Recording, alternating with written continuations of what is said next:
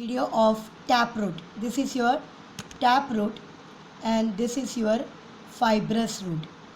Taproot are the one which gives rise to the secondary roots. These are the secondary roots. You can check in your 7th standard textbook, children. You will know it in detail. And these are the fibrous root which has got a fiber or the thread like structure. They are known as fibrous root. Right? Now let us see the leaf venations, right? Parallel and the reticulate venation, as I told you. See, children, these are the parallel venation, the banana leaves, right? On which we eat food. These are the parallel venation. See, the veins will be parallel to each other. The veins will be parallel to each other, right, children? So these are the parallel venation. If you want to look at the reticulate venation, they will have a what you call it as network-like structure. They will have a network-like structure. Wait, I'll show you. See, this is your reticulate venation. The veins, there will be a mid vein, and these are the other veins, and they form branches. So this is your reticulate venation. Can you all see, children? So understood the difference between both the venations?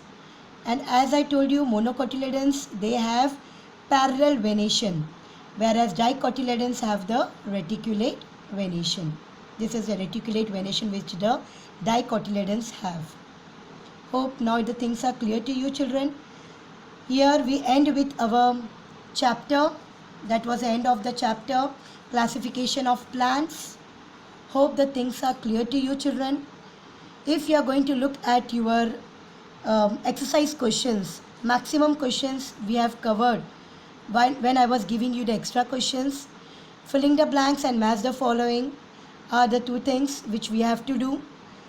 I'll be writing the answers of filling the blanks and match the following, and I'll be posting it in the group. You can just go through it, children. One thing which I want to tell you, children, in the exam, I may not ask you directly, write the characteristics of Thallophyta or write the characteristic of Bryophyta. I'll ask you the question in this way. Give the characteristics of Spirogyra, for example, okay? So you should know the Spirogyra comes under Thallophyta. So how you will be writing it? Spirogyra comes under Thallophyta, and then you will write the characteristics of Thallophyta. So that's the reason I keep telling you, you should know the examples of the plants that comes under specific groups. So that if I'm asking, if for example, again I'm telling, give the characteristics of Funaria. So you should immediately click that Funaria comes under Bryophyta. So in first line you will write Funaria comes under Bryophyta. Then you will write that this particular group of plants are known as amphibians of plantic kingdom, and you will keep writing the characteristic of that particular group. So this is how the questions can be asked, children. So please be prepared. You should know how the questions can be given. Go through the chapter, learn the things thoroughly. If you still have any doubt, children, you can ask me.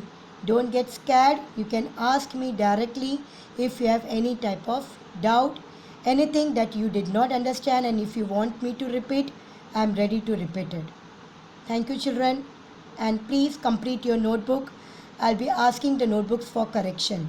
So see to it that your notebooks are complete, up to date. Thank you.